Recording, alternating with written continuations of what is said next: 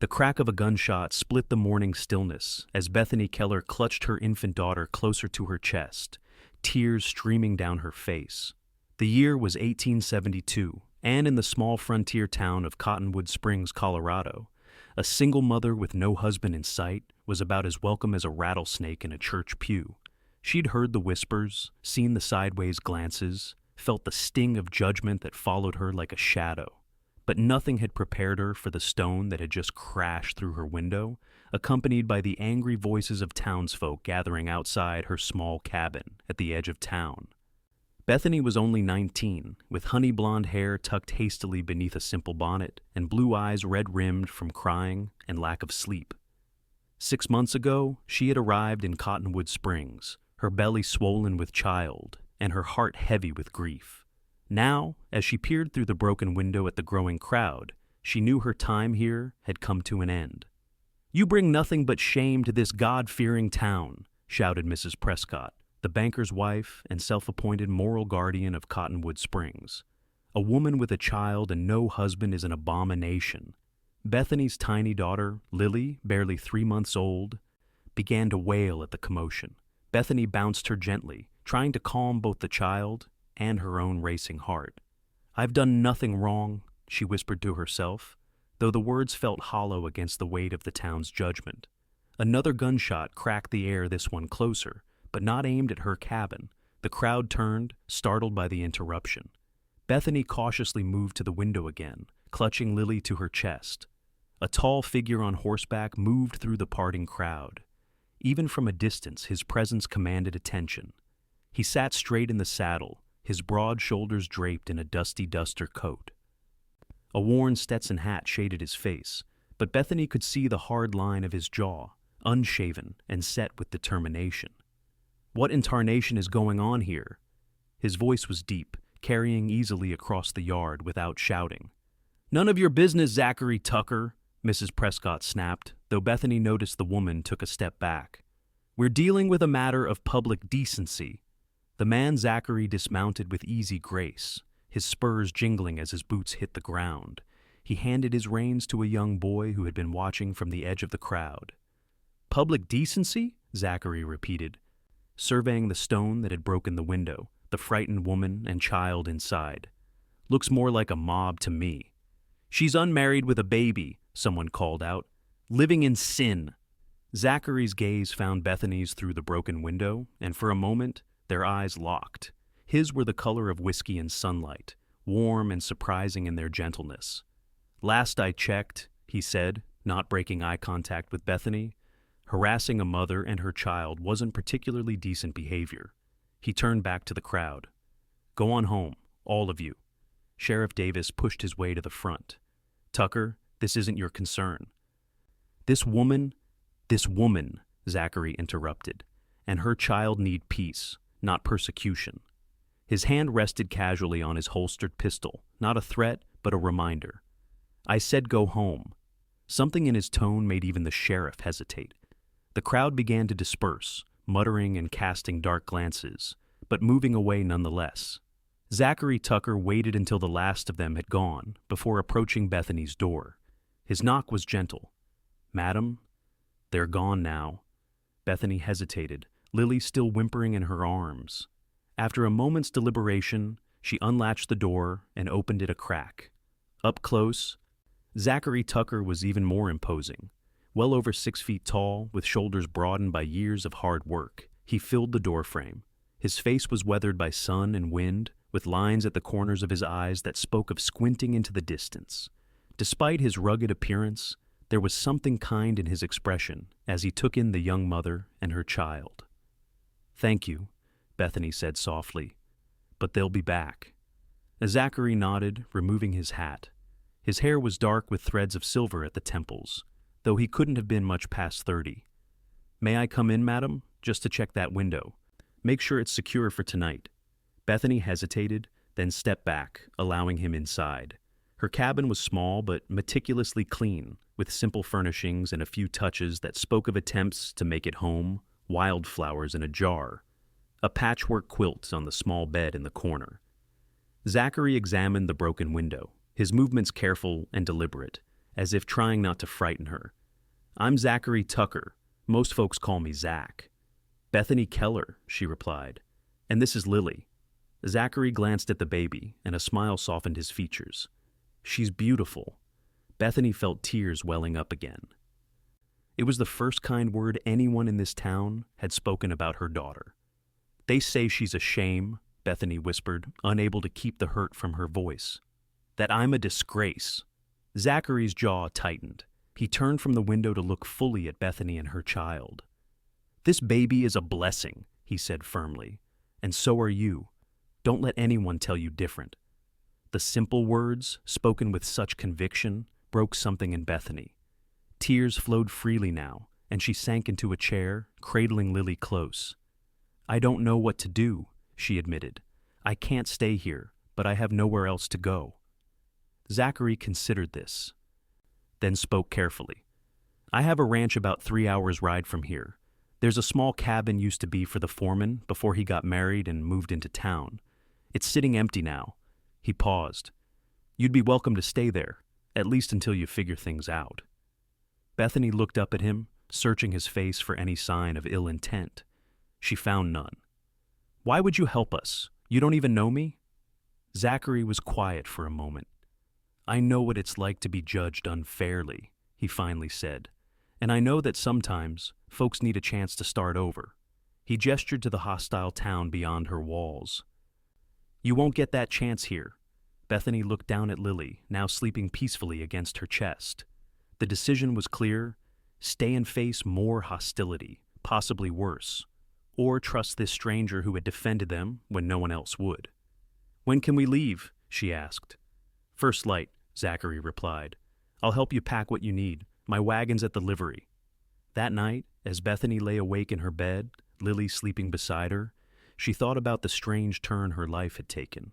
6 months ago, she had been traveling west with her husband Daniel, full of hope for their future in Colorado territory. Then came the fever that took him in a matter of days, leaving her alone and pregnant in a strange land. She had made it to Cottonwood Springs, found work washing laundry and cleaning for some of the wealthier families, at least until her condition became too obvious to ignore. After Lily's birth, even those meager opportunities had dried up. No one wanted the fallen woman in their homes, despite her protestations that she had been married, that her husband had died. Without a wedding certificate or witnesses, her word meant nothing in a town eager to find sin in every corner. Now she was placing her trust in a man she had just met, a cowboy with kind eyes and a steady voice who had called her daughter a blessing when everyone else called her a shame. Morning came with pink streaks across the eastern sky. Bethany had packed her few belongings, clothes for herself and Lily, the patchwork quilt made by her mother, a small Bible, and the wedding ring Daniel had given her, which she wore on a ribbon around her neck. Everything fit into one trunk and a carpet bag. Zachary arrived with the wagon just as the sun cleared the horizon. He loaded her things without comment, then helped her up onto the seat, careful of the baby in her arms. As they drove out of town, Bethany felt eyes watching from windows and doorways. Cottonwood Springs was releasing her, but not without a final judgment. "Don't look back," Zachary advised quietly. "Nothing there worth seeing." The journey to Zachary's ranch took them through valleys and over hills, along streams lined with cottonwoods and willows. The land was beautiful in its wildness, with the Rocky Mountains rising majestically in the distance. Zachary pointed out landmarks as they traveled, telling stories of the region that made the time pass quickly.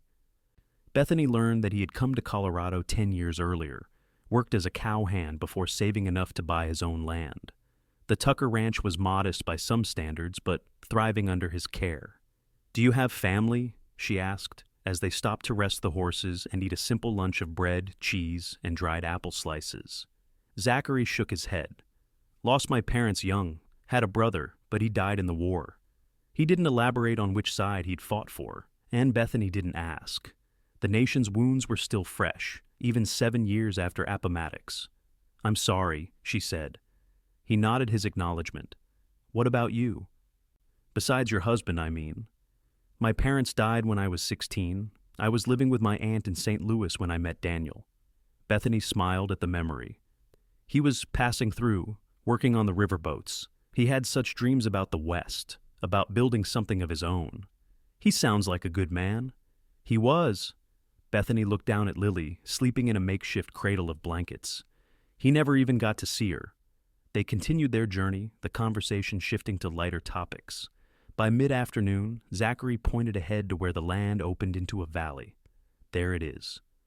Tucker Ranch. The main house was solidly built of logs, with a wide porch stretching across the front. Several outbuildings clustered nearby, a barn, a bunkhouse, and what appeared to be a smithy. Cattle grazed in the distance, and horses milled in a corral near the barn. As they approached, a man emerged from the bunkhouse. He waved, then walked toward the wagon. "That's Miguel," Zachary explained. "My foreman now. Good man." Miguel was of medium height, with sun-darkened skin and a friendly smile beneath his mustache. He greeted Zachary in a mix of English and Spanish, then tipped his hat to Bethany. "This is Miss Keller and her daughter," Zachary said. "They'll be staying in the old foreman's cabin for a while." If Miguel was surprised by this announcement, he didn't show it. He simply nodded and offered to help with their belongings. The foreman's cabin stood a short distance from the main house, close enough for convenience, but far enough for privacy. It was small but sound, with a main room containing a stove, table, and chairs, and a single bedroom. The furnishings were simple but serviceable. "It's not much," Zachary said as he carried in her trunk. "It's perfect," Bethany replied, and meant it. After months of whispers and judgment, the little cabin felt like sanctuary. Miguel's wife, Elena, arrived shortly after with a pot of stew and a loaf of fresh bread. "For your first night," she explained, her English accented but clear. Her smile widened when she saw Lily. "What a beautiful niña. May I?" Bethany hesitated only briefly before handing Lily to the older woman. Elena cooed and rocked the baby with practiced ease. "We have 3 of our own," she explained. "All grown now. I miss having little ones around." By the time Elena left, promising to return in the morning to help Bethany settle in, the young mother felt something she hadn't experienced in months: welcome. Zachary lingered at the doorway. "Will you be all right here tonight?" Bethany nodded. "Thank you. For everything." "Get some rest," he said simply, then left her to the quiet of her new home. That night, as she fed Lily by candlelight, Bethany allowed herself to hope just a little that perhaps they had found a place where they could build a new life. The days that followed fell into a gentle rhythm. Elena came each morning, often bringing one of her daughters-in-law or a grandchild. They helped Bethany learn the routines of ranch life, showed her where to draw water, how to work the stove properly, which wild plants were safe to gather for food or medicine. Zachary kept a respectful distance, though he checked on her daily, usually in the evenings after his work was done. Their conversations were casual, centered on practical matters. Did she have everything she needed? Was the cabin warm enough? Had she noticed the leak in the roof when it rained? A week passed, then 2. Bethany began to venture beyond the cabin, walking with Lily to explore her new surroundings. She learned the names of the ranch hands, all of whom treated her with polite deference. If they wondered about her presence or her past, they kept such thoughts to themselves. One evening, as she sat on the small porch watching the sunset paint the western sky in gold and crimson, Zachary approached from the main house. He carried something wrapped in cloth. "Evening, Miss Keller." "Mr. Tucker," she replied, then smiled. "Though I feel strange being so formal when you've been so kind." "Zachary, then, or Zach." "And I'm Bethany." He nodded, then held out the cloth-wrapped package. "Thought you might like this. Found it in the attic of the main house." Curious, Bethany unwrapped the gift to find a book, a collection of poetry by Emily Dickinson. "I noticed you reading that Bible of yours every night," he explained. "Thought you might enjoy some different words for a change." The thoughtfulness of the gesture touched her deeply. "Thank you. I love poetry." He looked pleased but embarrassed by her gratitude. "It's nothing fancy." "It's perfect," she assured him. They fell into conversation as the sky darkened and stars began to appear. Zachary spoke of his plans for the ranch, of the new breeding stock he hoped to acquire next spring. Bethany told him about her life before her childhood in Pennsylvania, her years in St. Louis, her brief, happy marriage to Daniel. "What will you do now?" Zachary asked eventually. In the long term, I mean. Bethany sighed. I don't know. I have some skills I can sew, cook, keep accounts. Daniel taught me that. I had thought perhaps, when Lily is a bit older, I might find work in a larger town, somewhere people don't know my story.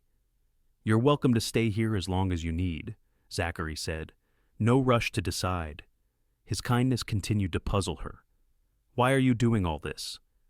Zachary was quiet for a long moment, looking out at the darkened landscape. My mother was widowed young, he finally said, with 2 boys to raise. I remember how people treated her like she'd done something wrong by being alone, like she was less of a person. His voice hardened. I swore if I ever had the chance to help someone in her position, I would. Bethany felt tears prick her eyes. She raised a good man. He smiled slightly, then stood. It's getting late. I should let you rest. As he walked away, Bethany called after him. Zachary, he turned. Thank you for seeing us as a blessing, not a burden. Something flickered in his eyes. Warmth, perhaps. Or understanding. He nodded once, then continued toward the main house. That night, Bethany read poetry by candlelight until her eyes grew heavy, finding comfort in the words of a woman who had also known isolation and judgment, yet found beauty in the world nonetheless. As autumn progressed, Bethany found herself increasingly drawn into the life of the ranch. She began helping Elena with cooking for the ranch hands, discovered she had a knack for the account books that Zachary had been neglecting, and even learned to ride again, a skill from her childhood that had grown rusty with disuse. Lily thrived in the clean mountain air, growing stronger and more alert each day. She became a favorite with the ranch hands, who would make silly faces to coax her smiles when they thought no one was watching. Zachary remained a steady, quiet presence. He never pushed for more than Bethany was willing to give, but was unfailingly kind. She noticed how he would watch Lily sometimes, with a softness in his eyes that made her heart beat faster. One crisp October morning, Bethany was hanging laundry to dry when Elena approached, a knowing smile on her face. El Patron watches you, the older woman said, without preamble. Bethany felt heat rise in her cheeks.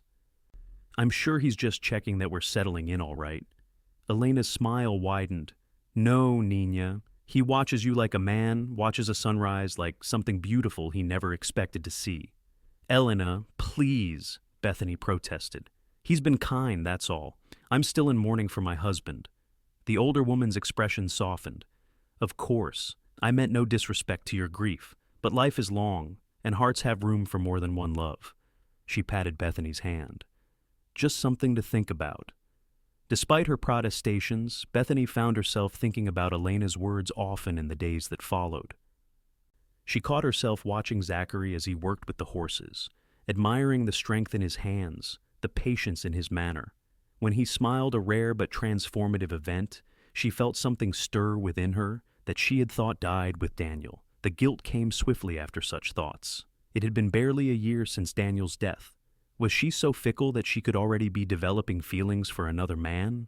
These troubled thoughts were interrupted one afternoon by the arrival of visitors. Bethany was in the main house helping Elena prepare dinner when she heard horses in the yard. Looking out the window, she saw 3 riders dismounting a man in a suit and 2 others who had the hard look of hired guns. Zachary emerged from the barn to greet them, his stance wary. Bethany couldn't hear the conversation, but she could see the tension in Zachary's shoulders. Who is that? She asked Elena. The older woman's face had gone tight with worry. Henry Blackwell owns the big ranch north of here, has been trying to buy this land from Zachary for years. The conversation outside seemed to be growing heated. Blackwell gestured emphatically, pointing toward the mountains, while Zachary stood firm, shaking his head. What does he want? Water rights, Elena said. His land is bigger but drier. The creek that runs through Tucker Ranch is reliable, even in drought years. Bethany watched as Blackwell finally mounted his horse, saying something that made Zachary's hands clench into fists. The visitors rode away, leaving a cloud of dust and tension behind them. When Zachary came into the house, his face was grim. Problem? Elena asked, though it was clear she already knew the answer. Same as always, Zachary replied. Blackwell wants to buy, I won't sell. He noticed Bethany then and made an effort to soften his expression. Nothing to worry about. But later that evening, when Bethany brought the completed accounts to the main house, she overheard Zachary and Miguel talking in low, serious tones. "He threatened to dam the creek where it crosses his property," Zachary was saying. "Said if I won't sell, he'll make sure my cattle don't have water come spring." "Can he do that legally?" Miguel asked. "Legal or not, it would take months in court to fight it, and by then the damage would be done." Bethany hesitated, not wanting to eavesdrop but concerned by what she was hearing. She knocked softly on the doorframe. Both men looked up. Their serious expressions quickly masked. "I've finished the accounts," she said, holding out the ledger. "I hope you don't mind, but I reorganized some of the categories to make it clearer what's being spent where."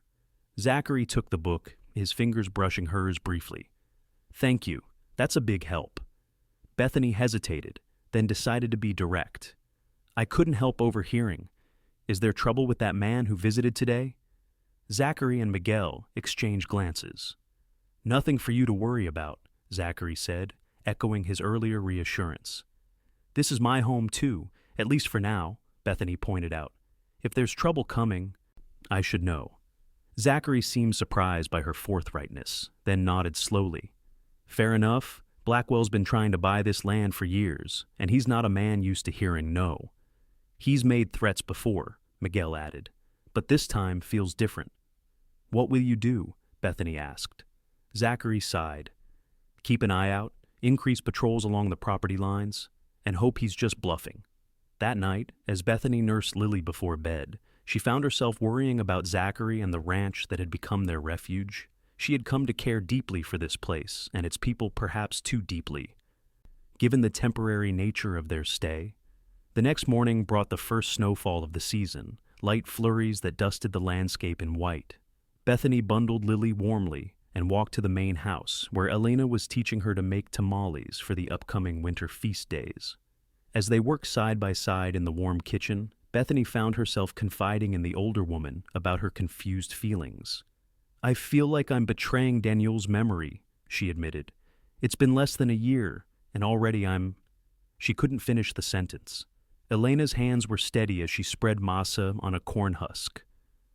"My first husband died when I was 20, she said matter-of-factly. "Thrown from a horse. I thought I would die from grief."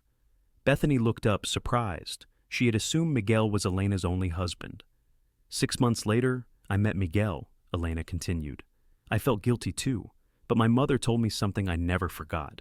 She said, 'The heart is not a cup with limited space. It is a garden that grows with tending.'" What did she mean? That loving Miguel did not mean I loved Juan any less. It meant my heart had grown to include a new love alongside the old one. Elena smiled gently. "Your Daniel would not want you to be alone forever, Nina. Not when there is a good man who looks at you the way Zachary does." Bethany considered this as they continued working. Could her heart be like that garden Elena described? Could she honor Daniel's memory while opening herself to new possibilities? Her thoughts were interrupted by the sound of galloping hooves. Through the window, she saw one of the ranch hands, a young man named Tom, riding hard toward the main house, his horse lathered despite the cold. Zachary and Miguel emerged from the barn, meeting Tom as he pulled his horse to a stop. The young cowboy's face was flushed with cold and exertion as he delivered his news. Elena moved to the door, opening it to hear. Her expression grew dark as she listened. "What is it?" Bethany asked, alarmed. "Cattle," Elena said grimly. 20 head missing from the north pasture, fence cut." Zachary was already striding toward the corral, calling for horses to be saddled. Miguel hurried to the bunkhouse to gather more men. "Blackwell?" Bethany guessed. Elena nodded. "Probably his men, not him directly. But yes, this has his mark." Within minutes, Zachary and 6 ranch hands were mounted and ready to ride. Bethany stood in the doorway of the kitchen, watching as Zachary gave final instructions to Miguel, who would stay behind to guard the ranch. Before riding out, Zachary paused, his eyes finding Bethany. He rode over to where she stood. "Stay close to the house," he said, his voice low and urgent. "Keep Lily with you at all times." "Be careful," she replied, sudden fear gripping her heart. Something softened in his expression. "I will." He hesitated, then added, If I'm not back by nightfall, Miguel will move you and Lily to the main house until I return." She nodded, unable to speak past the lump in her throat.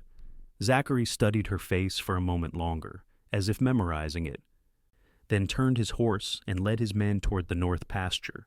The day passed with agonizing slowness. Bethany tried to keep busy, finishing the tamales with Elena, then helping with other preparations for the evening meal. Lily seemed to sense her mother's anxiety and was fussier than usual, refusing to nap and crying at the slightest provocation.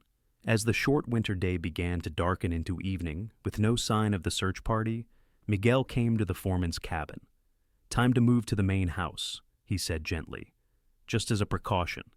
Bethany gathered what she and Lily would need for the night, trying to quell the rising panic in her chest. What if Zachary had encountered Blackwell's men? What if there had been violence? The main house was warm and well lit, with lamps burning in every window. Miguel had positioned 2 men as guards, one at the front of the house and one at the back. Elena bustled about, making up beds for Bethany and Lily in a small room off the kitchen. "They will return," Elena assured her, though Bethany could see worry in the older woman's eyes as well. It was well past midnight when they heard horses approaching. Miguel peered cautiously out the window, then relaxed. "It's them," he announced, relief evident in his voice. Bethany rushed to the door, Lily asleep in her arms. The men looked exhausted, their clothes and faces dirty from a long day's tracking. Zachary dismounted slowly, his movements stiff with cold and fatigue. "Did you find them?" Miguel asked. Zachary nodded grimly. "On Blackwell land, as expected. But he claims they wandered through a broken fence, says he was just keeping them safe until we came looking." "And you believe that?" Elena scoffed. "Of course not," Zachary replied. "But without proof they were stolen, there's not much we can do. Sheriff Jenkins is in Blackwell's pocket anyway." He noticed Bethany then, standing in the doorway with Lily. Something in his expression changed, softened. "You're all right?" he asked, crossing to her. "We're fine," she assured him. "Just worried about you." A ghost of a smile touched his lips. "I'm harder to get rid of than that." Over hot coffee and the meal Elena had kept warm, Zachary explained what had happened. They had tracked the cattle easily enough in the fresh snow, straight to Blackwell's ranch. The man had been waiting for them, all innocence and false concern, claiming he'd been about to send word that he'd found Tucker cattle on his property. "He was testing me," Zachary concluded, "seeing how I'd respond, whether I'd back down." "And did you?" Miguel asked. "I took our cattle and left without starting a fight, if that's what you mean," Zachary replied. "But he knows I'm not selling, no matter what stunts he pulls." Bethany sat quietly, listening. She was relieved that there had been no violence, but concerned about what might come next. Blackwell didn't seem like a man who would give up easily. As the ranch hands dispersed to get some much-needed rest, Zachary walked Bethany and Lily back to the foreman's cabin. The night was clear now, stars brilliant in the cold sky, their breath forming clouds in the frosty air. "You don't have to stay here," Zachary said suddenly as they reached her door. "If you're worried about the trouble with Blackwell, I mean. I could arrange passage to Denver, help you get established there." Bethany felt as if a cold hand had gripped her heart. "Are you asking us to leave?" "No," he said quickly. "God, no. I don't want you and Lily caught in the middle if things get worse." Relief flooded through her. "This is the first place since Daniel died that has felt like home," she admitted. "I'm not running away from that." Zachary studied her face in the moonlight. "You're a brave woman, Bethany Keller." "Not brave," she corrected.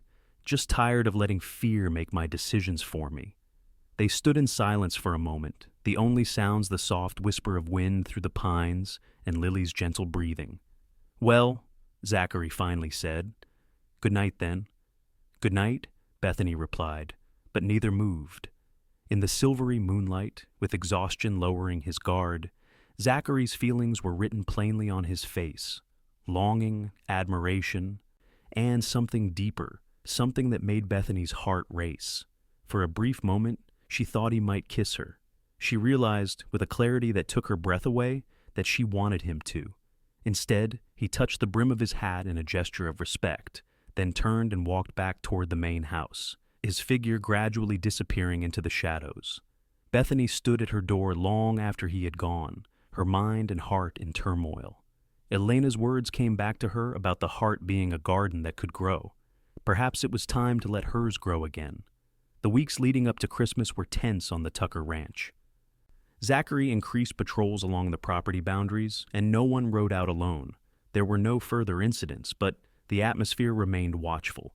Despite the undercurrent of worry, or perhaps because of it, the ranch prepared to celebrate the holiday with extra enthusiasm. Elena orchestrated the festivities, insisting that traditions be maintained no matter what troubles loomed. Bethany threw herself into the preparations, helping to decorate the main house with pine boughs and ribbons, baking cookies from her mother's recipes, and sewing small gifts for the ranch hands who had become like family. For Zachary, she was crafting something special, a new leather-bound journal to replace the tattered one he used for ranch records. She worked on it in the evenings after Lily was asleep, carefully stitching the pages together and tooling a simple design of mountains and a rising sun on the cover. Her feelings for him had only grown stronger in the weeks since the cattle incident. She caught herself watching for him, her heart lifting when he appeared, treasuring their conversations that now often extended late into the evening. They spoke of books, of dreams, of the future, careful always to maintain the boundary of friendship, though Bethany increasingly wondered what might lie beyond it. 3 days before Christmas, a snowstorm blew in from the mountains, blanketing the ranch in deep drifts and keeping everyone close to home. Bethany spent the day in the main house, where the large fireplace kept the rooms cozy despite the howling wind outside. As evening approached and the storm showed no signs of abating, Elena insisted that Bethany and Lily stay the night rather than brave the short but treacherous walk back to their cabin. "You can have the blue room," she declared. "It's already prepared." The blue room was small but comfortable, with a view of the mountains when the weather was clear. After settling Lily in a makeshift crib, Bethany returned to the main room, where Zachary sat by the fire, a glass of whiskey in hand, watching the flames. "May I join you?" she asked. He looked up, surprise giving way to pleasure. "Of course." Bethany settled into the chair opposite his, enjoying the warmth of the fire after the chill that seemed to permeate the rest of the house despite Elena's best efforts with extra fires and draped blankets. "The storm doesn't look like it's letting up," she observed. "No," Zachary agreed. "Might be snowed in for Christmas." He smiled slightly. "Could be worse company to be trapped with." The compliment, casual as it was, warmed her more than the fire. "Thank you for letting us stay here tonight." "You never need to thank me for that," he said seriously. "This is your home for as long as you want it to be." The word home hung between them, fraught with meaning. "And if I wanted it to be home permanently?" Bethany asked softly, surprising herself with her boldness.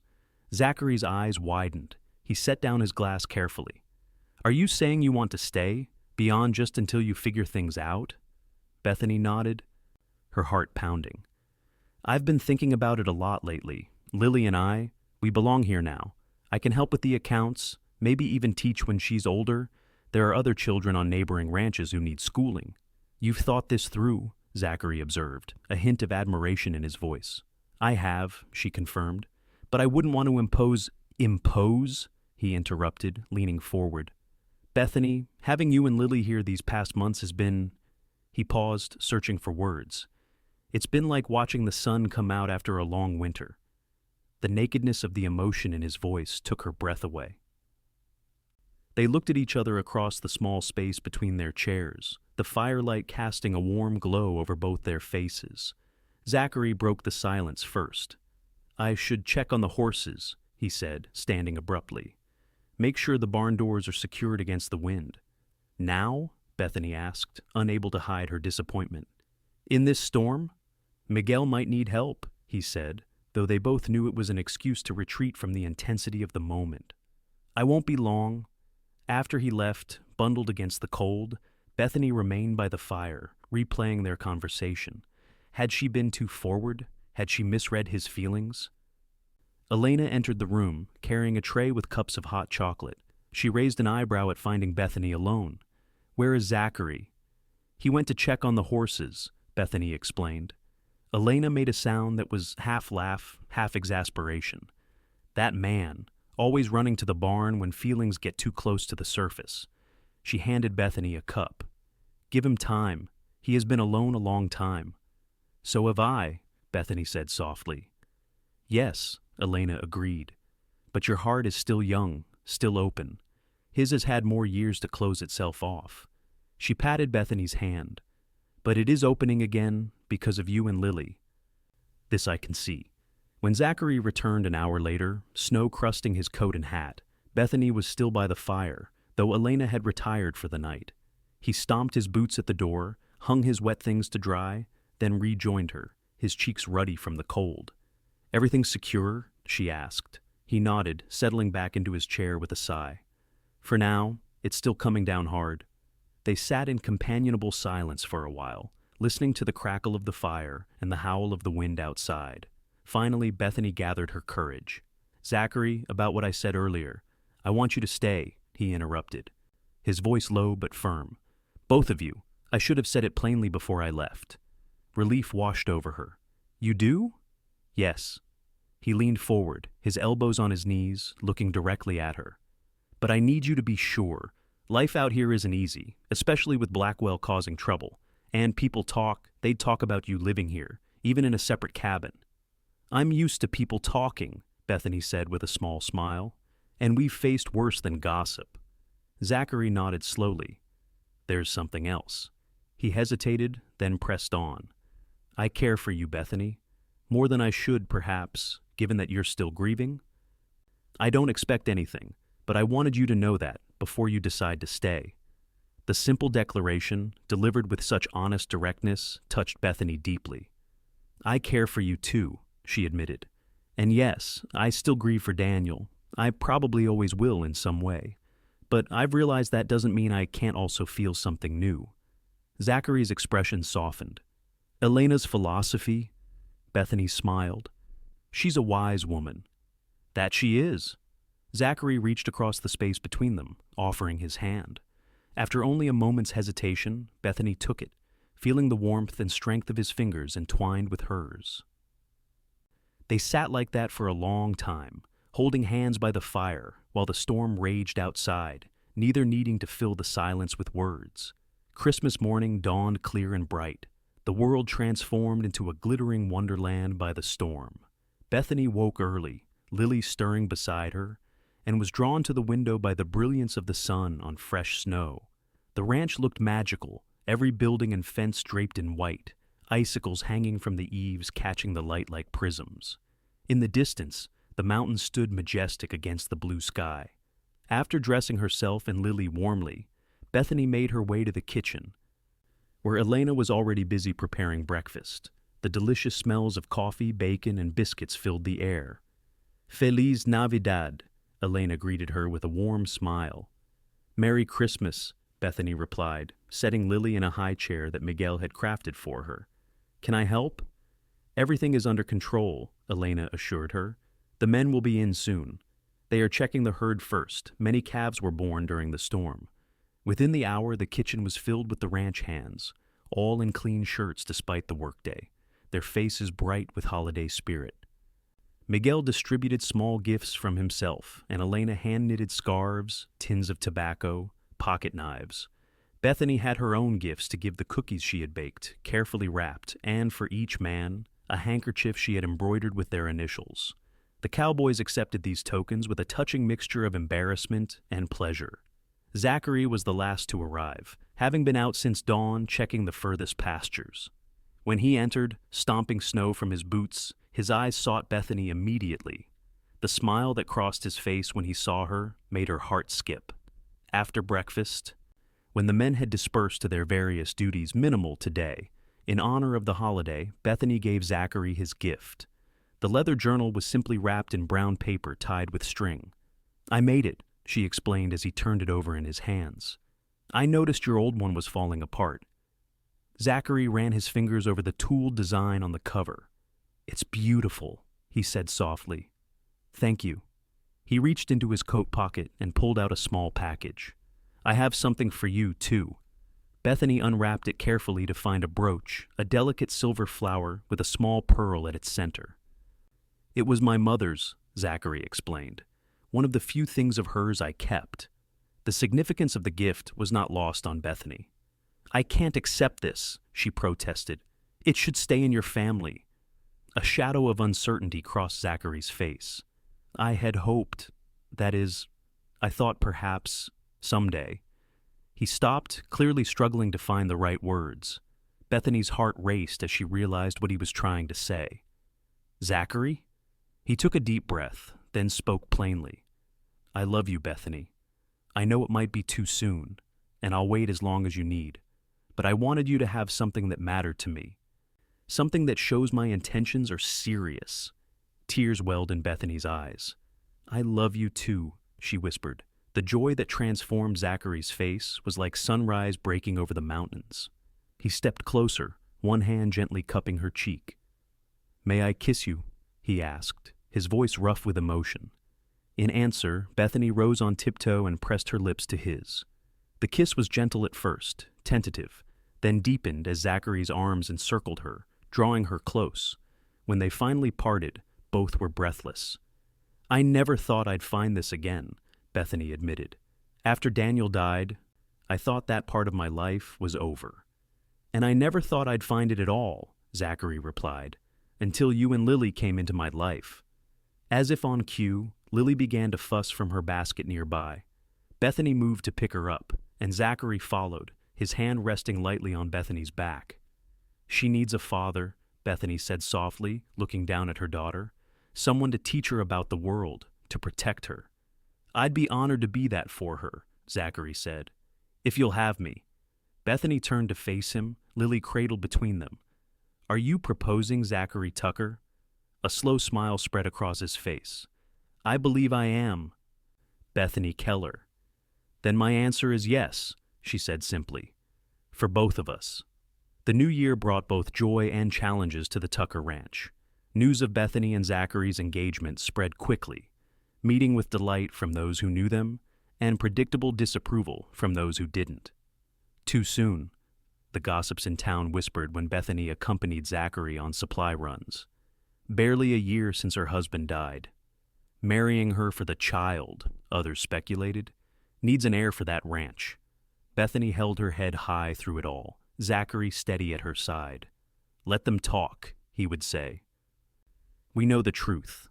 They planned a spring wedding when the snow would be gone and travel easier for the few friends they wanted to invite. Elena threw herself into preparations with enthusiasm, already treating Bethany like a daughter. But as winter began to loosen its grip on the land, the trouble with Blackwell escalated. It began with small incidents, a fence cut here, tracks of unfamiliar horses there, but quickly grew more serious. One March morning, Zachary and Miguel discovered that the creek feeding their main water supply had been diverted where it crossed Blackwell land, just as the man had threatened months before. He's built a dam, Zachary reported grimly when he returned to the ranch. Crude, but effective. The water's barely a trickle now. Is that legal? Bethany asked, cradling Lily, who at 8 months old was now sitting up on her own and babbling constantly. It's a gray area, Zachary admitted. Water rights in the territory are complicated. He can argue he's just creating a reservoir for his own use. What will we do? The we came naturally. Now Bethany had fully embraced her future as Zachary's wife and partner in running the ranch. I'm riding into town tomorrow to speak with Judge Morrison. He's fair. Not in Blackwell's pocket like the sheriff. Zachary sighed, running a hand through his hair. But legal battles take time, and without water. He didn't need to finish the thought. Without water, the cattle would suffer, the crops wouldn't grow, and the ranch would fail. That night, as they sat on the porch of the main house, watching the stars emerge, Bethany voiced the question that had been troubling her. Why does he want this land so badly? There must be other ranches, other water sources. Zachary was quiet for a long moment. It's not just about the water, he finally said. There's gold in the hills above the north pasture. Bethany turned to him, surprised. Gold? You never mentioned that before.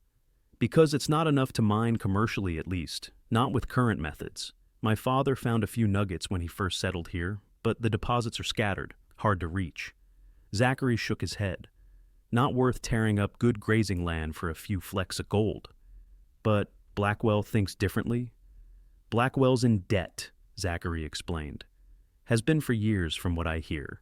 He keeps expanding, buying more land, more cattle, without the means to support it all. He's desperate for a big score, and he thinks the gold here could provide that? He's convinced of it, offered me 3 times what the ranch is worth last year. Zachary's jaw tightened. But this land has been in my family for 2 generations. I won't be the one to sell it off for someone else to destroy. Bethany laid her hand over his.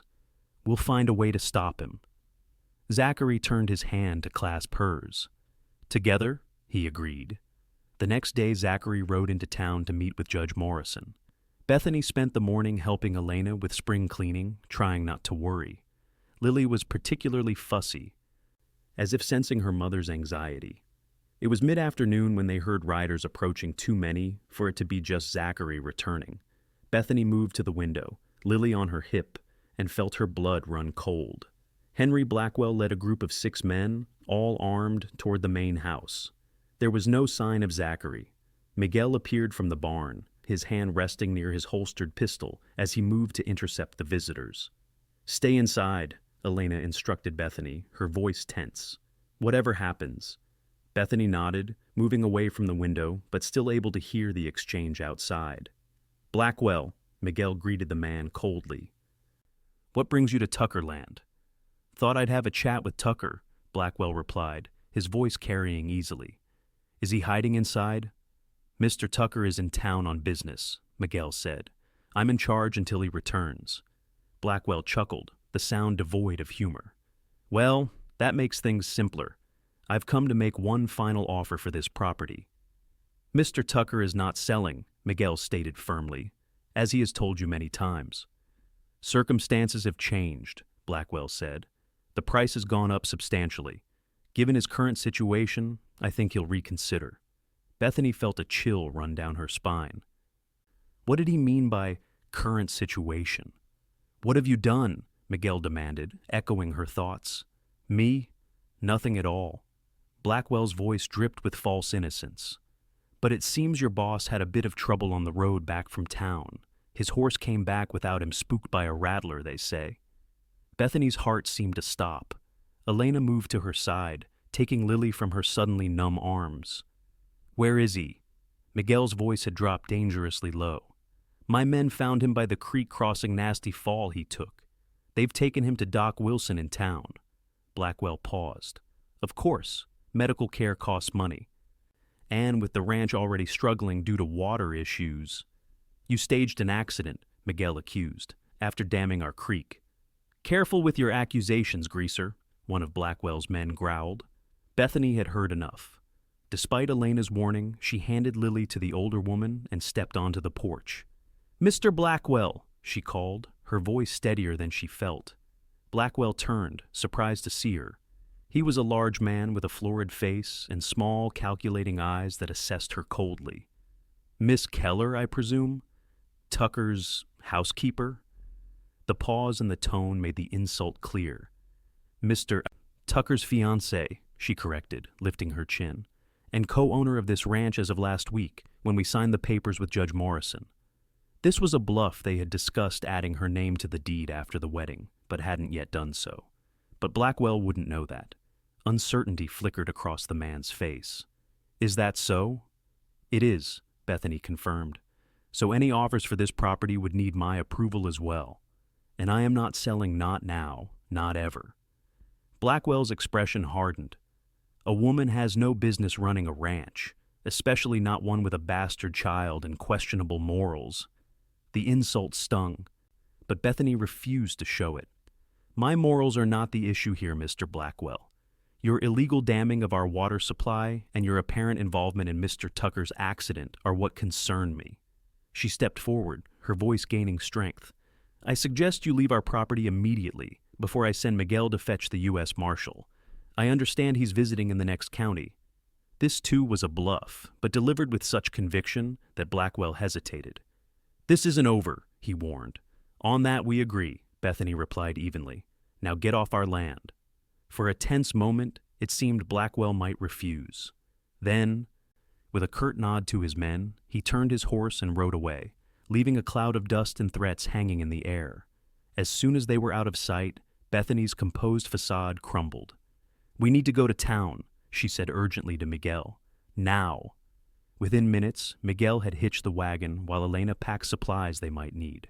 2 ranch hands would accompany them for protection, while the others remained to guard the ranch.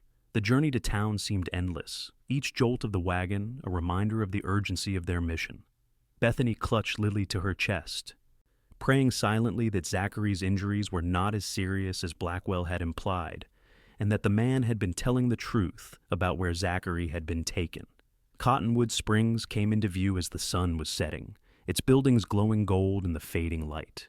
They headed straight for Doc Wilson's small house at the edge of town, which served as both his home and clinic. The doctor, a graying man with kind eyes and a perpetually worried expression, met them at the door. "I was wondering when you'd arrive," he said, ushering them inside. "He's been asking for you." "He's conscious?" Bethany asked, hope surging through her. "In and out," the doctor replied. "Took a nasty blow to the head when he fell or was pushed from his horse. Couple of broken ribs too, and a badly sprained ankle, but nothing that won't heal with time and rest." "Can I see him?" Dr. Wilson nodded. "Through there, but he needs calm and quiet, understand? No excitement." Bethany handed Lily to Elena, then pushed open the door to the small examination room. Zachary lay on a narrow bed, his face pale against the white pillowcase, a bandage wrapped around his head.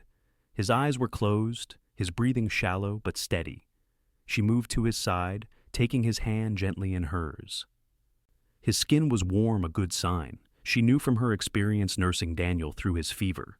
"Zachary," she whispered, "it's me. It's Bethany." His eyelids fluttered, then opened. For a moment, his gaze was unfocused, then recognition dawned. "Bethany," he murmured, his voice rough. "You're here." "Of course I'm here," she said, tears threatening. "Where else would I be?" A ghost of his usual smile touched his lips. "Blackwell," he managed. "It wasn't an accident." "I know," she assured him. "He came to the ranch, tried to use your accident as leverage to buy the land." Alarm flashed across Zachary's face. He tried to sit up, wincing with pain. "The ranch is fine," Bethany said firmly, gently pressing him back against the pillows. "Miguel and the men are protecting it, and I told Blackwell exactly what he could do with his offer." Despite his obvious discomfort, Zachary chuckled. "Wish I'd seen that?" "You will," Bethany promised. "There will be other chances to stand up to him together." Zachary's expression grew serious. "It's going to get worse before it gets better," he warned. "Blackwell's desperate. Desperate men are dangerous." "So are desperate women," Bethany replied, a steely note entering her voice. "And I'm not letting him take our home or hurt our family." Zachary squeezed her hand weakly. "Our family," he repeated, the words clearly bringing him comfort. "Lily? She's with Elena, both safe." Bethany stroked his cheek gently. "Rest now. We'll figure out our next steps when you're stronger." He nodded, his eyes already drifting closed again. "Love you," he murmured as sleep claimed him. "I love you too," Bethany whispered, pressing a soft kiss to his forehead. She sat with him through the night, dozing occasionally in the chair beside his bed, but mostly keeping watch, as if her vigilance alone could protect him from further harm. Dr. Wilson checked on them periodically, each time assuring her that Zachary was stable and improving. In the gray light of dawn, Bethany was startled awake by a knock at the door. Miguel entered, his expression grave. "Sheriff Jenkins is here," he said quietly. "Wants to talk about what happened." Bethany nodded, smoothing her rumpled dress. "I'll speak with him." Sheriff Jenkins was waiting in the doctor's small parlor, hat in hand. He was a thin man with a drooping mustache and eyes that never quite met hers directly. "Miss Keller," he greeted her with a nod. "How's Tucker doing?" "Recovering," she replied coolly. "No thanks to whoever attacked him." The sheriff shifted uncomfortably. "Now, we don't know that it was an attack. Could have been an accident, like Blackwell said." "Mr. Blackwell seems remarkably well informed about an accident no one witnessed," Bethany observed. Jenkins frowned. "You're making serious accusations, Miss Keller. Blackwell's an important man in these parts." "And Mr. Tucker isn't?" Bethany challenged. "He employs half a dozen men, contributes to this community, and has never broken the law. Yet, when he's injured under suspicious circumstances, you're more concerned with protecting Blackwell's reputation than finding the truth. The sheriff's face reddened. I'm just doing my job, madam. Then do it properly, Bethany said firmly. Investigate what happened. And while you're at it, look into the illegal dam Blackwell built on Tucker Creek. It's depriving our ranch of water we have legal rights to. Jenkins looked as if he wanted to argue, then thought better of it. I'll look into it, he conceded, though his tone suggested it was a hollow promise. Thank you, Sheriff, Bethany replied, with equal insincerity. Now, if you'll excuse me, I need to return to my fiancée. After the sheriff left, Dr. Wilson approached, a bemused expression on his face. Never seen Jenkins back down like that, he remarked. You've got steel in your spine, Miss Keller. Necessity, Bethany replied simply. How is Zachary this morning?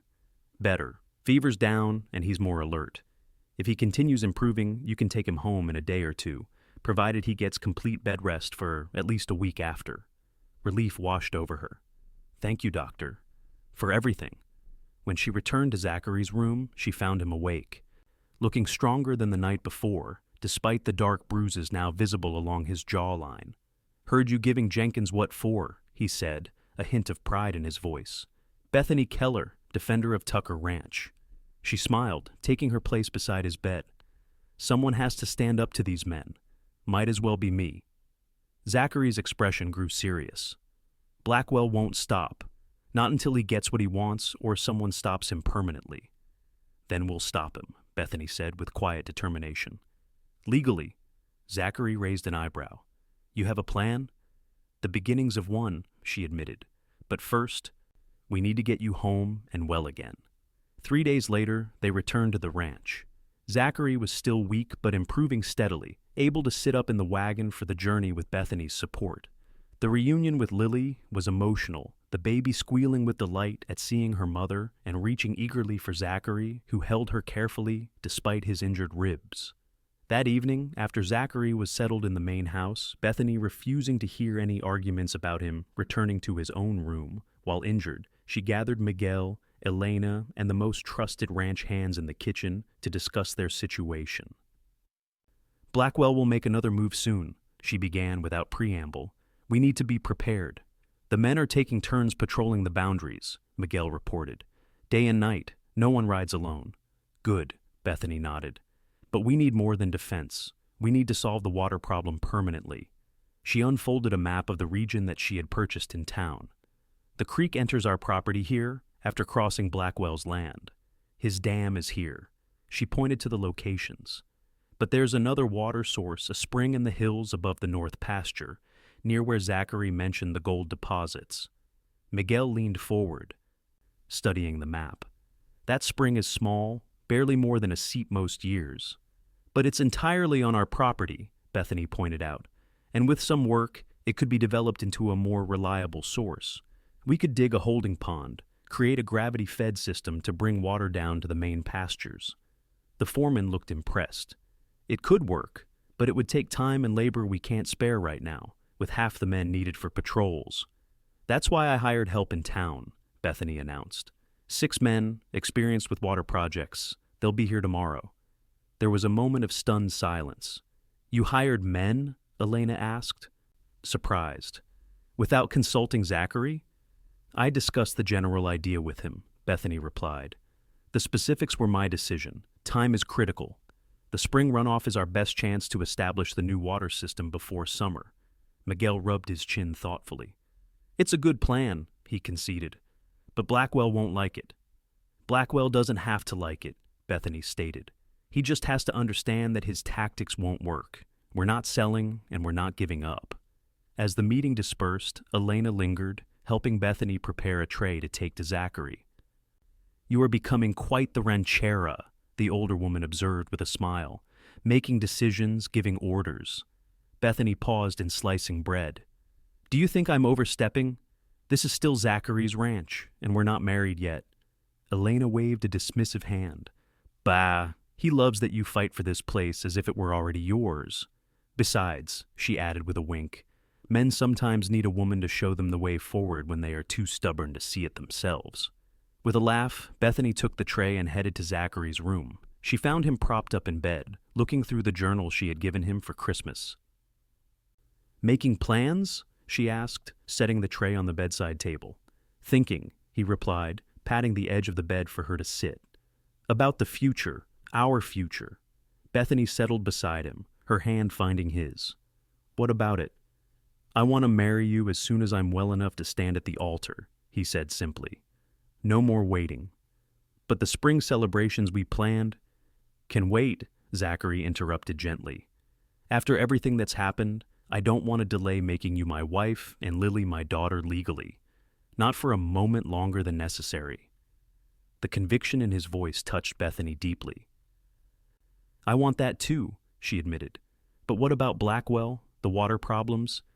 We'll face those together, as husband and wife." Zachary squeezed her hand. "Elena told me about your plan for the spring. It's brilliant. You're not angry I made such a big decision without consulting you fully?" Zachary shook his head, a smile tugging at his lips. "Angry? Bethany, you amaze me. You've taken on challenges that would break most people, and you've done it with courage and intelligence." His expression grew more serious. "This ranch will be as much yours as mine. Your decisions about it are as valid as mine." Tears pricked at Bethany's eyes. After so many months of being judged, dismissed, and underestimated, Zachary's respect and trust meant everything. "Then yes," she said, "let's get married as soon as you're well enough to stand." 2 weeks later, on a clear April morning, with the mountains still capped in snow, but the valley beginning to green with new life, Bethany Keller became Bethany Tucker in a simple ceremony performed by Judge Morrison in the parlor of the main house. She wore a dress of pale blue, sewn by Elena and the ranch women, with the silver flower brooch Zachary had given her pinned at her throat. Lily, now nearly 9 months old and beginning to pull herself up to stand, watched from Elena's arms, dressed in a tiny white dress with a blue ribbon to match her mother's. Zachary, still moving carefully because of his healing ribs but standing tall and proud, wore his best suit and a look of such joy that it brought tears to the eyes of even the most stoic ranch hands who witnessed the ceremony. Their vows were simple but heartfelt promises to love, honor, and protect, to build a life and legacy together, to raise Lily and any other children they might be blessed with in faith and love. When Judge Morrison pronounced them husband and wife, Zachary kissed Bethany with a tenderness that spoke volumes about his feelings for her. The small gathering erupted in cheers and applause, Lily joining in with delighted babbling. The celebration that followed was modest but joyous. Elena had prepared a feast, and one of the ranch hands played fiddle while others danced. Bethany moved through it all in a haze of happiness. Zachary never far from her side, their hands finding each other's again and again, as if to confirm that this was real, that they were truly joined as husband and wife. As evening approached, Judge Morrison took Zachary aside for a private conversation. Bethany watched them from across the room, noting the serious expressions on both men's faces. When Zachary returned to her side, his expression was troubled. "What is it?" she asked quietly. "Morrison brought news," Zachary replied, keeping his voice low. "Blackwell's been to the territorial capital, speaking with officials about water rights and mining claims. He's trying to use legal channels now to get what he wants." Bethany frowned. "Can he succeed?" "Morrison doesn't think so, not with our established water rights and the improvements we're making with the new spring project. But Blackwell has money and influence." Zachary sighed. "This fight isn't over yet." "No," Bethany agreed. "But today isn't about fighting. It's about celebrating." She smiled up at him.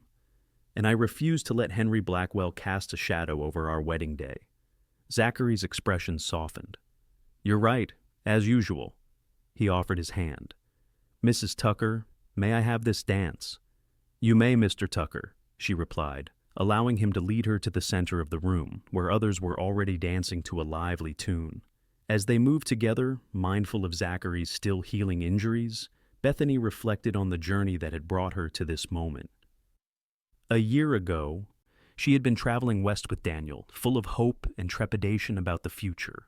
Then had come the devastating loss, the struggle to survive, the hostility of Cottonwood Springs, and finally, unexpectedly, the love and acceptance she had found at Tucker Ranch. Later that night, After the guests had departed and Lily was asleep in her crib, moved to a small adjoining room off the master bedroom, Bethany and Zachary stood on the porch of the main house, now their shared home, looking out at the starlit landscape. "Happy?" Zachary asked, his arm around her waist. "Completely," Bethany replied, leaning into his embrace. "Are you?" "More than I ever thought possible." He pressed a kiss to her temple. "When I first saw you in that cabin in Cottonwood Springs, with the town gathered outside like a lynch mob, I never imagined we'd end up here."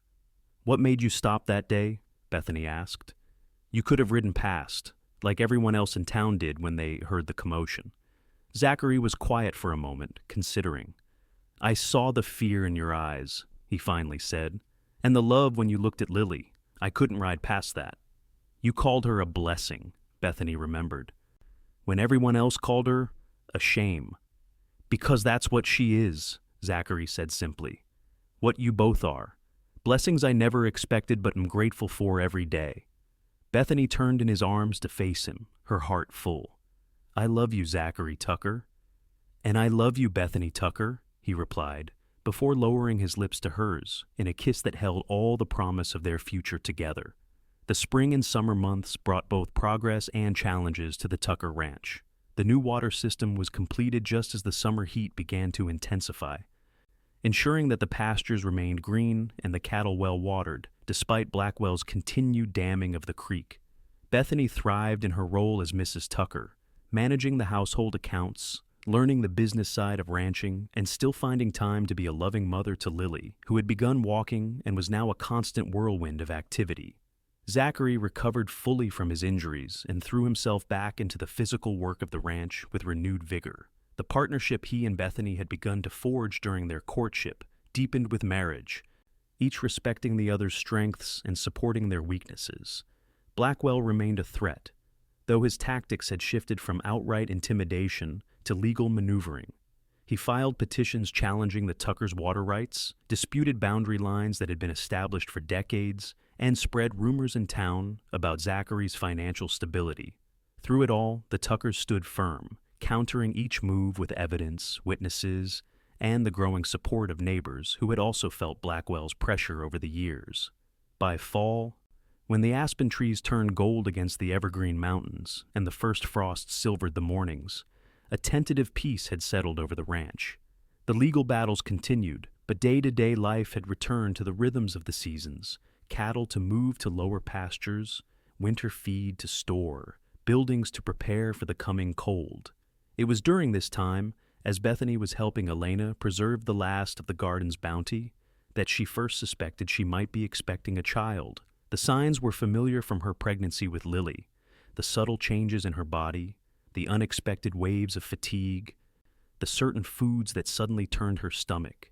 She kept the suspicion to herself for weeks, wanting to be sure before sharing the news with Zachary. But as October waned and her certainty grew, so did her excitement. One evening after Lily was asleep, Bethany joined Zachary on the porch where he sat enjoying his pipe and the crisp autumn air. She settled beside him on the bench, drawing her shawl closer against the chill. "Zachary," she began, her voice soft but steady, "I have something to tell you." He turned to her, eyebrows raised in question. "We're going to have a baby," she said simply. "Around late spring, I think." For a moment, Zachary sat perfectly still, pipe forgotten in his hand. Then a slow smile spread across his face, lighting his eyes with a joy that took Bethany's breath away. "A baby," he repeated, as if testing the word. "Our baby." Bethany nodded, tears of happiness welling in her eyes. "Lily will have a brother or sister." Zachary set aside his pipe and pulled her into a gentle embrace. "Thank you," he whispered against her hair, "for this gift, for everything." They sat together in the gathering darkness, talking of the future, making plans, sharing dreams for their growing family. The threat of Blackwell, the challenges of ranch life, the memories of past sorrows, all receded in the face of this new joy they had created together. Winter descended on the ranch with its usual force, bitter cold, snow that drifted higher than fence posts, days when the sun barely seemed to rise before setting again. But inside the main house, warmth and love flourished. Bethany's pregnancy progressed without complications. Her body stronger this time, supported by good food, rest when she needed it, and the constant care of Zachary and Elena.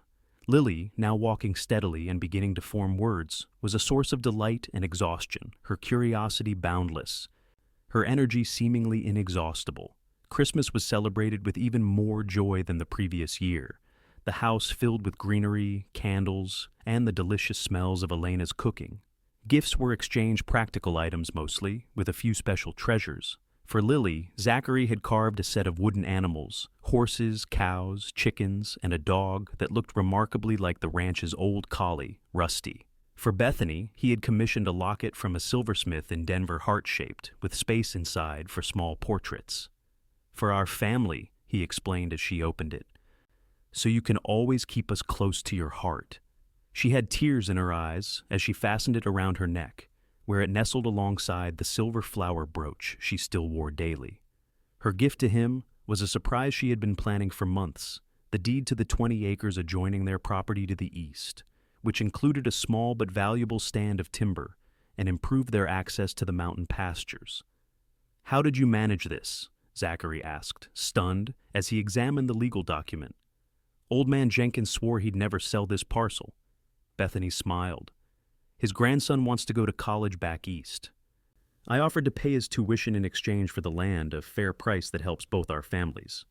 Zachary shook his head in amazement. "You are an extraordinary woman, Bethany Tucker." "I'm a rancher's wife," she replied with a smile, "just doing my part for our future."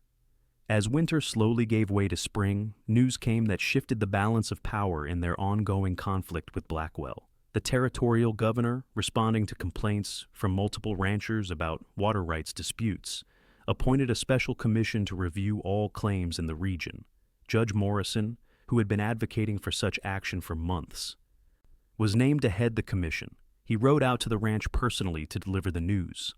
"This is our chance to settle the matter once and for all," he told Zachary and Bethany as they sat in the parlor, the windows open to the mild May breeze. "The commission will review historical rights, current usage, and the legitimacy of all water claims in the watershed." "When will they make their determination?" Zachary asked. "Hearings begin next month," Morrison replied. "But I won't lie to you, Blackwell is already mounting a vigorous defense. He's hired lawyers from Denver, and there's talk he's trying to influence commission members with various incentives." "Bribes, you mean?" Bethany said bluntly, one hand resting on her now prominent belly. Morrison nodded grimly. "I can't be bought, and I'll do my best to ensure the process is fair, but you should prepare your strongest case." After the judge departed, Zachary and Bethany spent hours at the dining table, sorting through years of documents, land grants, water rights certificates, boundary surveys, receipts for improvements made to the property. They had truth on their side, but as Zachary grimly noted, truth alone didn't always prevail against money and influence. The commission hearings were scheduled to begin in mid-June, uncomfortably close to when Bethany expected to deliver their child. Despite Zachary's concerns about her traveling so late in her pregnancy, Bethany insisted on accompanying him to Cottonwood Springs for the proceedings. "This affects our family's future," she said firmly. "I won't sit at home waiting to hear the outcome."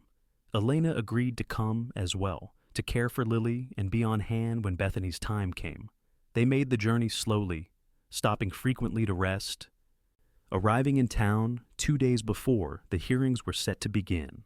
Cottonwood Springs had changed little in the year since Bethany had fled it. The same buildings lined the main street. The same curious eyes watched from windows and doorways as the Tucker wagon rolled past. But there was a difference in how those eyes regarded Bethany now, less judgment, more speculation. Being Mrs. Tucker, wife of a respected rancher, afforded her a status that Miss Keller, unwed mother, had never enjoyed. They took rooms at the hotel, the best available, Zachary insisting that Bethany have every comfort possible in her condition. The first night, as they prepared for bed, Bethany stood at the window, looking out at the town that had once rejected her. "Strange to be back," she remarked. "I never thought I would return here." Zachary moved to stand behind her, his hands gentle on her shoulders. "Regrets?" She turned to face him, smiling. "Not one. If they hadn't driven me away, I might never have found you." The hearings began the next morning in the town hall, a simple building that served as church, meeting place, and occasionally courthouse. Judge Morrison presided, flanked by the other commission members, a former surveyor named Harris, and a lawyer from the territorial capital, Wilson. The room was packed with interested parties, ranchers from throughout the region, townspeople curious about the proceedings, and of course, Henry Blackwell and his contingent, including 2 expensively dressed lawyers from Denver. Blackwell himself looked prosperous but strained, his florid face lined with tension as he conferred with his legal team. He barely glanced at the Tuckers as they took their seats, though one of his lawyers studied them with calculating interest. The first day was devoted to establishing procedures and hearing preliminary statements from the various claimants. Zachary presented their case clearly and concisely, outlining the Tucker Ranch's historical water rights dating back to his father's original land grant, and explaining the impact of Blackwell's dam on their operations. Other ranchers followed with similar complaints: altered water flow, diverted creeks, blocked access to traditional watering spots. A pattern emerged of systematic efforts by Blackwell to control the region's water resources by any means necessary. Blackwell's lawyers countered with technical arguments about riparian rights, citing obscure legal precedents and questioning the validity of decades-old documents. They presented their client as a progressive rancher seeking to maximize efficient water usage through modern methods, portraying his neighbors as backward and wasteful. By the end of the day, Bethany was exhausted, her back aching from hours on the hard wooden bench. Zachary insisted she return to the hotel to rest while he remained to speak with Judge Morrison and some of the other ranchers about strategy for the following day. Elena accompanied her, Lily chattering happily in the older woman's arms, blissfully unaware of the tension surrounding the adults. "How do you think it's going?" Bethany asked as they settled in their room. Lily playing on a blanket spread on the floor. Elena shrugged.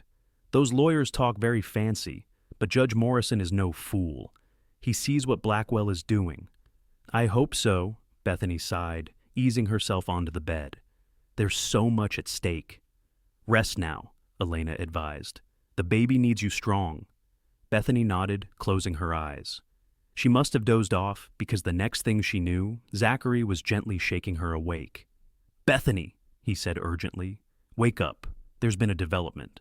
She struggled to sit up, disoriented. "What? What's happened?" Zachary's face was grim, but there was a spark of something like hope in his eyes. "One of Blackwell's men just came to Judge Morrison. Says he has evidence that Blackwell falsified documents and bribed officials to approve his water diversions." Fully awake now, Bethany stared at him. Why would he turn on Blackwell? "Apparently Blackwell hasn't been paying his men," Zachary explained. "This one fellow named Jenkins claims he's owed 6 months' wages. He's offering information in exchange for protection and enough money to leave the territory." "Do you believe him?" Zachary ran a hand through his hair. "Morrison seems to. He's called a special session tonight to hear Jenkins out privately. I need to be there." "I'm coming too," Bethany declared, already reaching for her shawl. "Bethany, you're exhausted, and the baby is fine," she interrupted firmly. "This could change everything for us, Zachary. I need to hear it firsthand." Recognizing the determination in his wife's voice, Zachary nodded. "All right, but we'll take it slow, and you'll tell me immediately if you start feeling unwell." The private session was held in Judge Morrison's temporary quarters, a small office behind the town hall. Present were the judge, the other commission members, Zachary and Bethany, and Jenkins, a wiry man with nervous eyes and tobacco-stained fingers. "Start from the beginning," Morrison instructed, "and understand that if you're lying, the consequences will be severe." Jenkins nodded, twisting his hat in his hands. "Been working for Blackwell going on 3 years," he began. "Started as just a regular hand, but last year he had me doing special jobs. Things like delivering envelopes of cash to certain officials, changing dates on documents before they were filed, that sort of thing." "Can you be specific about which officials and which documents?" "Wilson," the lawyer asked. Jenkins names the county clerk, a surveyor, even Sheriff Jenkins. No relation, he was quick to clarify. He described in detail how Blackwell had systematically built his case for water rights through a combination of falsified documents and strategic bribes. The dam on Tucker Creek wasn't even approved proper, Jenkins continued. Blackwell just built it and paid off anyone who might object. Same with the diversions on the South Branch that affected the Mason and Ortega ranches. As he spoke, Bethany watched Judge Morrison's face grow increasingly grave. The other commission members took copious notes, occasionally asking clarifying questions. "Why come forward now?" Zachary asked when Jenkins paused. "If you've been part of this for a year?" Jenkins looked down, shame evident in his posture. "Like I said, he stopped paying, but also..." He hesitated. "What happened to you, Tucker, the accident that wasn't supposed to go that far? Blackwell told us to scare you, maybe rough you up a bit. But Daniels, he's always been a mean one. He's the one who hit you with a rock after you fell from your horse." Zachary's jaw tightened. "So, it wasn't an accident?" "No, sir. It was planned. And afterward, when you didn't die, but also didn't sell." Blackwell started talking about more permanent solutions. "For you and..." Jenkins glanced uncomfortably at Bethany. "For your family." A chill ran through Bethany. She instinctively placed a protective hand over her belly. "Are you willing to testify to all this officially?" Morrison asked Jenkins. "Sign a sworn statement?" Jenkins nodded. "That's why I'm here. But I'll need protection. Blackwell finds out I talked. I'm a dead man." "You'll have it," Morrison assured him, "and compensation for your cooperation, though not the full amount you claim Blackwell owes you." The meeting continued late into the night, with Jenkins providing more details, names, and dates. By the time they finished, Bethany was swaying with exhaustion, and even Zachary looked drained. "What happens now?" he asked Morrison as they prepared to leave. "I'll have Jenkins' statement formally recorded first thing tomorrow," the judge replied. "Then we'll need to verify what we can of his claims, find the documents he mentioned, interview the officials he named." He sighed heavily. "This changes the nature of our proceedings significantly. What began as a civil dispute over water rights has become a criminal investigation into corruption and attempted murder." Outside, the night was cool and clear, stars brilliant in the black sky above Cottonwood Springs. Zachary kept a protective arm around Bethany as they walked slowly back to the hotel. "Are you all right?" he asked, concern evident in his voice. "Just tired," she assured him, "and processing what we heard." "He threatened our family," Zachary said, his voice tight with controlled anger. "Not just me, you and Lily and the baby." "But now we know," Bethany pointed out, "and with Jenkins' testimony, Blackwell will face justice." Zachary nodded, though his expression remained troubled. "I just want you safe," he said softly. "All of you." Bethany leaned into his embrace, drawing strength from his solid presence. "We will be," she promised, "together." The next morning brought chaos to Cottonwood Springs. Word had somehow leaked about Jenkins' testimony, and by dawn, Blackwell and his men had fled town, leaving their lawyers behind to face the commission's wrath. Sheriff Jenkins was placed under arrest by a U.S. Marshal who happened to be passing through a stroke of luck that Judge Morrison declared providential. Warrants were issued for Blackwell and his associates, and telegraph wires hummed with messages to law enforcement throughout the territory. The commission hearings were suspended indefinitely while the criminal investigation proceeded.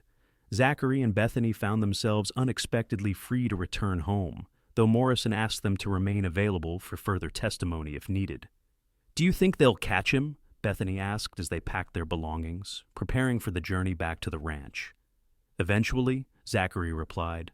"A man like Blackwell stands out. He can't hide forever." "But he could still be dangerous," she pointed out. "Maybe more so now that he has nothing left to lose." Zachary nodded grimly. "We'll be vigilant. Increase patrols around the ranch. Make sure no one rides alone." He touched her cheek gently. "But I won't have you living in fear, Bethany. That's no way for our children to grow up." The return journey to the ranch was taken even more slowly than the trip to town had been. Bethany's time was drawing near, and every jolt of the wagon made her wince.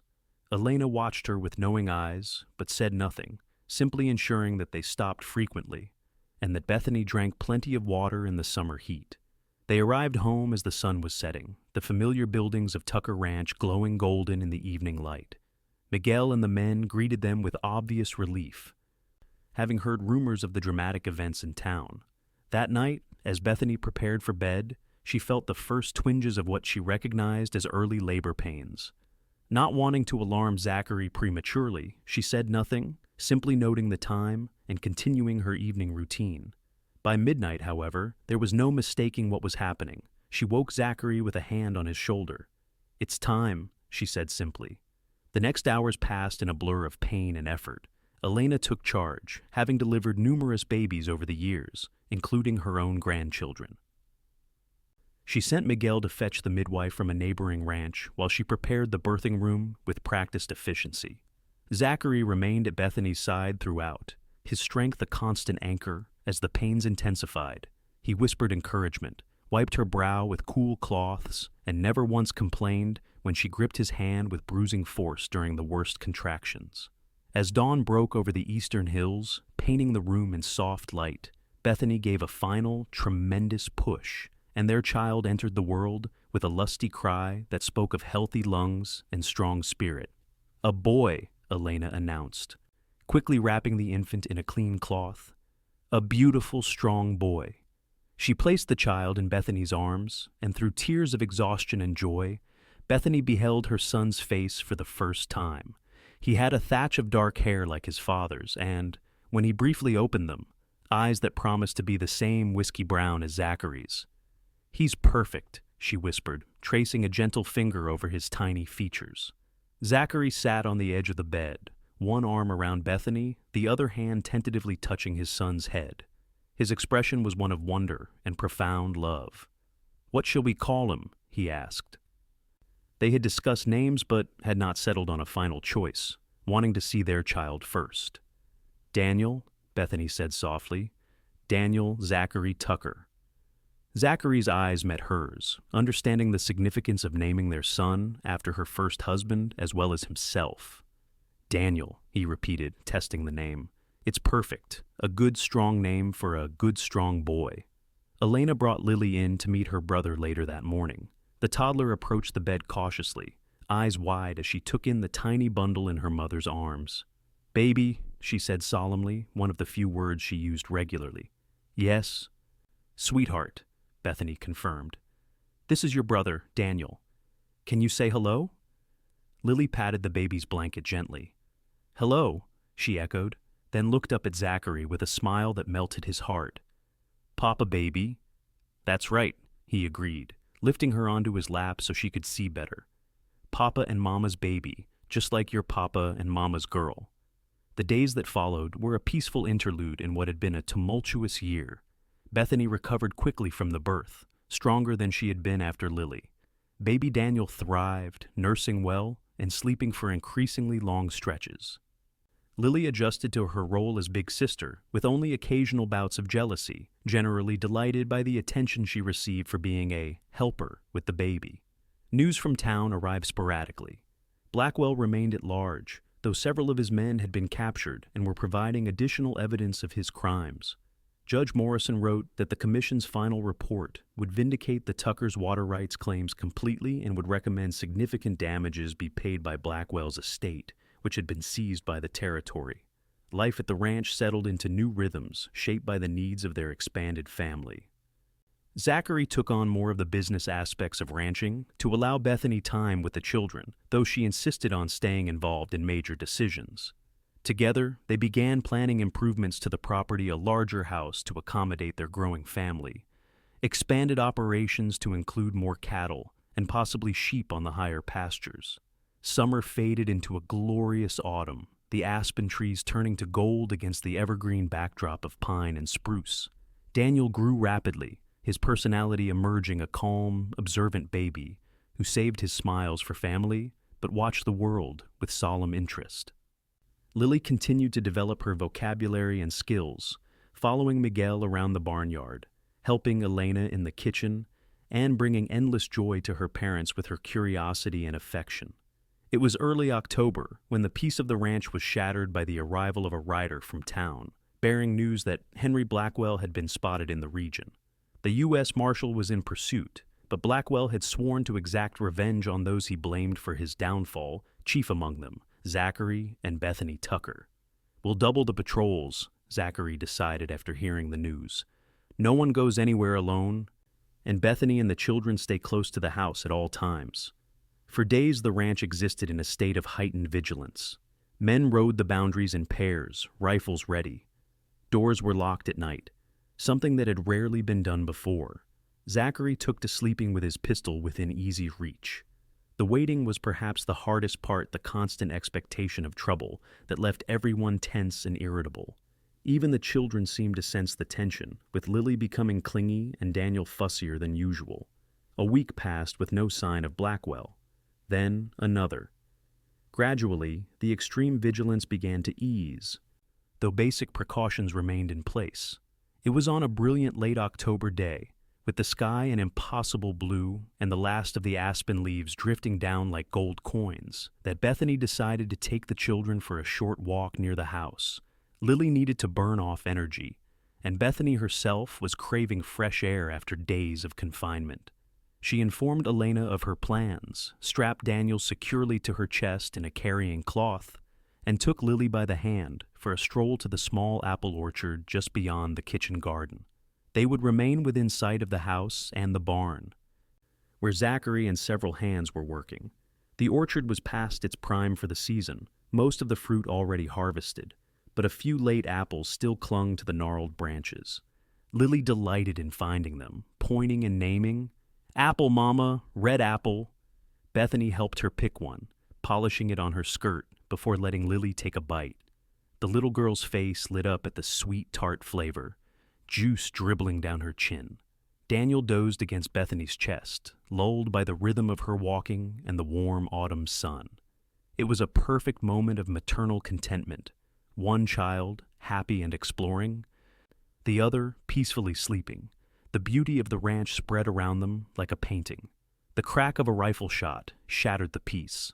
Bethany instinctively dropped to the ground, pulling Lily down with her and curling protectively around both children. Daniel awoke with a startled cry, and Lily began to wail in confusion and fear. Another shot rang out, this one splintering bark from a tree just feet from where they huddled. Bethany looked up to see a figure on horseback at the edge of the orchard, a man whose florid face she recognized immediately, even at a distance. Blackwell. He was reloading his rifle, his movements deliberate, his expression one of cold hatred. Bethany knew with terrible certainty that he intended to kill them all, her and her children, as the ultimate revenge against Zachary. There was no time to run to the house. He would shoot them in the back. No place to hide in the open orchard. The only shelter was a small tool shed at the far end, but reaching it would mean moving toward Blackwell, not away. Making a split-second decision, Bethany gathered Lily in her arms alongside Daniel and began crawling backward, using the minimal cover of the apple trees, praying that someone at the house or barn had heard the shots and would come to their aid. Blackwell fired again, the bullet striking the ground inches from Bethany's foot. Lily's screams intensified, and Daniel was now wailing as well, the combined noise of the terrified children adding to the chaos of the moment. "Tucker!" Blackwell shouted, his voice carrying clearly across the orchard. "Tucker, come out and watch your family die." As if in answer, another shot cracked through the air, this one not from Blackwell's rifle but from the direction of the barn. Bethany heard the bullet whine past, saw Blackwell flinch and duck. Zachary appeared at the edge of the orchard, rifle raised, moving in a half-crouch as he sought better position. Miguel was with him, similarly armed, the two men approaching from different angles to divide Blackwell's attention.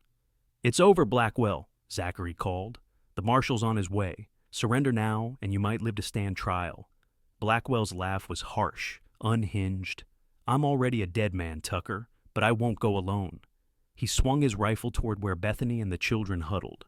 3 shots rang out simultaneously, one from Zachary, one from Miguel, and one from Blackwell. Bethany curled tighter around her children, expecting pain, but it was Blackwell who cried out, toppling from his horse to land in a crumpled heap on the ground. Silence fell, broken only by the children's continued crying and the harsh breathing of the men. Then Zachary was running toward them, dropping his rifle as he fell to his knees beside his family. "Are you hurt?" he demanded, hands moving over Bethany and the children, searching for injuries. "Any of you?" "We're all right," Bethany managed, her voice shaking but strong. scared but not hurt. The relief that washed over Zachary's face was profound. He gathered all three of them into his arms, holding them fiercely, as if he could protect them from the world through sheer force of will. Miguel approached Blackwell's body cautiously, rifle still ready. After a moment, he looked up and nodded grimly. "He's dead." The aftermath was a blur of activity, the marshal arriving with his deputies, statements given, the body removed. Lily clung to Zachary, refusing to let him out of her sight, while Daniel, exhausted from the excitement, finally fell into a fitful sleep in Bethany's arms.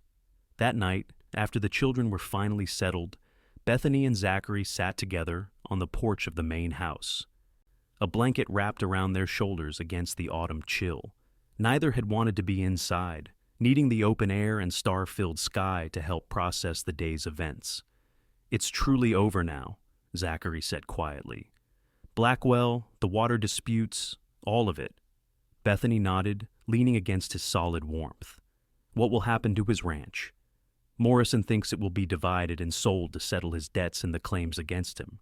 We might consider buying some of it. The portion that adjoins our north pasture would be valuable." "Always thinking of the future," Bethany observed with a small smile. "Our future," Zachary corrected, pressing a kiss to her temple.